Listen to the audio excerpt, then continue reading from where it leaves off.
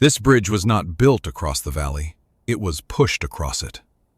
In southern France stands a bridge so tall that drivers sometimes look down at the clouds. But the strangest thing about it isn't the height, it's how the road ever got up there. No crane on Earth could reach the middle of this valley. So engineers built the highway on solid ground at the edge, then slid it out into open air, hundreds of meters above the ground, using hydraulic machines that pushed thousands of tons of steel slower than a person walks. One error in the alignment, one strong gust through the gorge, one support pushing out of sync, and the deck could jam, twist, or miss the next pier entirely. Hundreds of meters up, with no easy way to undo it. So, how do you push an entire highway across a valley without a crane tall enough to reach it? This is the story of the Millau Viaduct. The plateau on the north sits around 600 meters above sea level. The Larzac Plateau on the south is higher still, and between them, the ground falls away nearly 270 meters straight down to the River Tarn. The lower slopes are soft, unstable clay. You can't just run a road down one side and up the other. The hillside itself would slide. So the road had to fly across. And that's where the real problem began. The gap is about 2.5 kilometers wide. The deck has to sit hundreds of meters in the air, and the valley behaves like a wind tunnel. Gusts tear through it at over 200 kilometers an hour. During construction, wind alone made up about a quarter of all the forces acting on the structure. Now, try to build inside that. You can't stand a crane tall enough in the middle of the valley. You can't pour a support out of thin air. And the spaces between the piers would have to stretch more than 340 meters. Far too long to build out into empty air without the steel sagging under its own weight. Every normal method hit the same answer. Not here, not this high, not over this gap. So the engineer Michel Vieuloger and the architect Norman Foster went the opposite way. Instead of a heavy bridge, they designed the lightest one they could. 7 slim concrete piers would rise from the valley floor.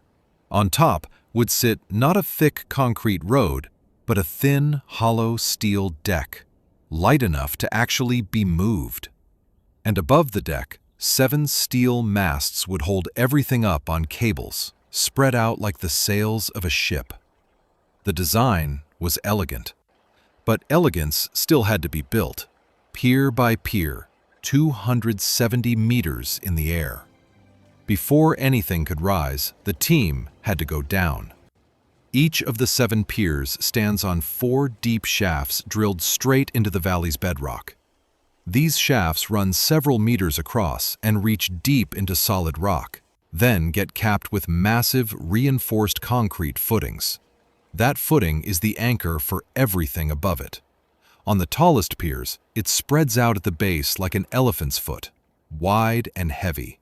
So a tower nearly 250 meters tall has something rock solid to stand on. And it had to be perfect, because everything later depended on it. If a footing settled even slightly, the pier above it would lean.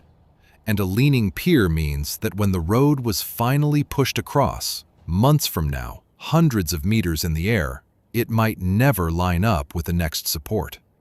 The success of the launch was being decided right here, underground, before a single pier even existed. A bridge this tall lives or dies on what's buried below the grass. Then the piers began to grow. The tallest, called P2, would eventually reach 245 meters. At the time, the tallest bridge pier ever built anywhere in the world. But you can't just stack concrete that high. So the team used self-climbing formwork, a giant mold that builds one slice of the pier, then lifts itself up its own freshly hardened concrete to build the next slice. Each lift added about 4 meters of height.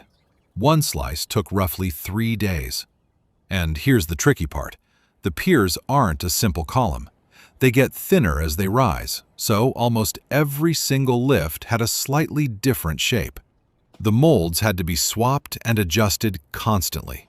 Some panels were used only once, and never again. The piers are hollow inside, with walls between 60 centimeters and over a meter thick, held in tension by internal steel cables so they don't crack under the enormous load. And about 90 meters below where the road would sit, each pier splits, opening into two slender legs like a tuning fork before joining back together higher up. That split lets the tower flex slightly in the wind instead of fighting it. At that height, a few centimeters of lean at the top would throw off the entire bridge. And remember, the deck still had to be slid across these towers and meet in the middle to within millimeters. Get a pier wrong now, and the two halves of the road would never line up later. So, crews check the alignment constantly with GPS, holding each tower true to within 5 millimeters as it climbed. 7 concrete towers, all climbing at once, into the wind, into the clouds. While the piers climbed, the road itself was being born somewhere else entirely. The deck is a single, continuous, hollow steel box, about 4 meters deep and over 30 meters wide. In total, around 36,000 tons of steel. Far too light, on purpose, to behave like an ordinary bridge. It wasn't built over the valley. It was prefabricated in sections at Eiffel steel factories, far from the site, then shipped in. Some pieces traveling part of the way by barge, the rest arriving on more than 2,000 road convoys, one load at a time. At each end of the valley, on the flat plateau behind the bridge, those pieces were welded together into two enormous halves of the road, one on the north side, one on the south. Now they had a problem. 2 giant steel roads sitting on solid ground, and a 2.5-kilometer canyon in between. How do you get them across? You can't lift it. No crane on Earth could hold a section of that deck out over a 270-meter drop. And the gaps between the permanent piers are over 340 meters. Push the steel out that far into empty space, and it would simply bend and droop under its own weight before it ever reached the next pier. So before they could move a single meter of road, the engineers had to cheat the distance. Their answer was to fill the gaps with temporary towers. Between each pair of concrete piers, the team erected a tall steel support, a lattice framework, roughly 12 meters by 12 at the base. 7 of these temporary towers went up across the valley, and the tallest of them stood about 173 meters high, a serious structure in its own right, built only to be taken down later. These towers cut each huge span roughly in half. Now the deck never had to reach more than about 170 meters at a time before it found something to rest on.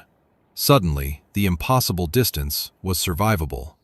Now, they just had to move the road across it, without a single crane. Then came the part that makes this bridge famous. The deck wasn't lifted, it was pushed. On top of every pier sat a set of hydraulic units, called translators. Under the steel deck were skates and wedges.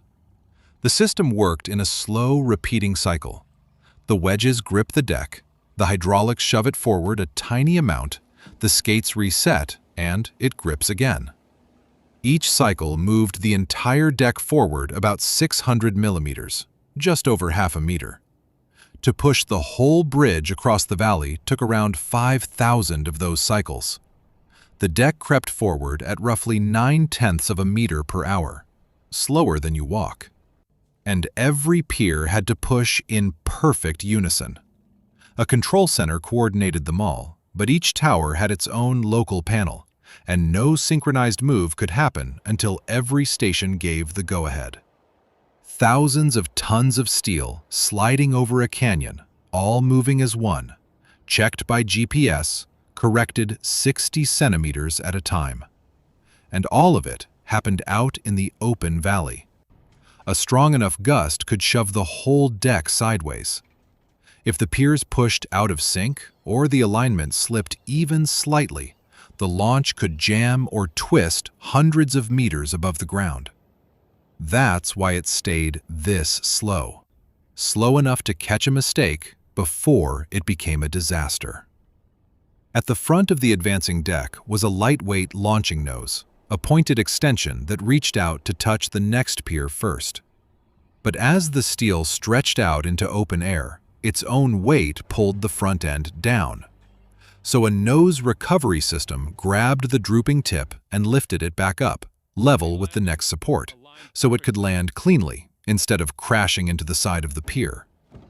Push, grip, lift.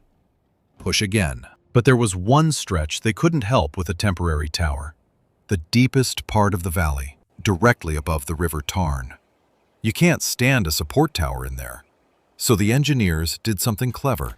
For those river spans, they put the masts and some of the cables up early, on the leading edge of each deck half, before launching. As the deck was pushed out over the gorge, it carried its own mast and cables with it, and those cables held the front of the deck up from above while there was nothing below to support it. The deck was, in a sense, holding itself out over the void as it crossed. The push began in March 2003, when the first stretch of deck slid off the southern plateau into open space. For more than a year, the two halves crept toward each other from opposite sides of the valley. Then, on the 28th of May 2004, 268 meters above the river, the north and south halves finally met and lined up. After thousands of cycles and constant correction, the two ends came together to within millimeters. The road was across. But the bridge still didn't look like the bridge you know. There were no sails yet. Most of the masts and cables weren't up. Each steel mast weighs about 650 tons and stands roughly 87 meters above the road. They couldn't be lifted into place upright at that height, so the crews assembled each mast lying flat, built across the deck horizontally, joined into one full piece, and then slowly tilted upright and rotated into position on top of its pier, using a temporary lifting structure. Once a mast stood up, the cables went on, 11 stays running down each side, fanning out like the rigging of a sailing ship. Then every cable was tensioned, carefully balanced, and the bridge took up its own weight on the stays. Finally, with the real masts and cables now carrying the load, the temporary towers had done their job. They were dismantled and removed, and the valley opened up beneath the bridge, clear all the way to the river. A bridge this thin, this tall, in wind this strong, had to prove itself. So they tested it, loading the deck with heavy trucks to measure exactly how it moved under weight. Sensors were built into the deck and the cables to track the smallest oscillations. Even today, the bridge constantly watches itself. Movement at the deck ends is measured down to the millimeter, and dehumidifying systems inside the masts and deck keep the steel and cables from corroding. It was designed to handle gusts over 200 kilometers an hour. It bends a little, on purpose, and then settles right back. The Millau Viaduct opened in December 2004, built in just over 3 years for around 400 million euros. The drive that once meant over an hour of crawling through a town in the summer heat now takes a few minutes. Cars cross the valley in the sky and barely notice the 270-meter drop beneath their wheels. The bridge looks effortless now, calm, permanent, like it was always meant to be there. But underneath that quiet road is one of the most carefully staged construction sequences ever attempted in Europe. 3 years of work to slide a highway across the sky. But the real achievement isn't the height. It's that the road never needed a crane to cross the gap. They built it on the ground and pushed it across the sky half a meter at a time until it met itself above the river. Not just designed, figured out, staged, and physically forced into reality.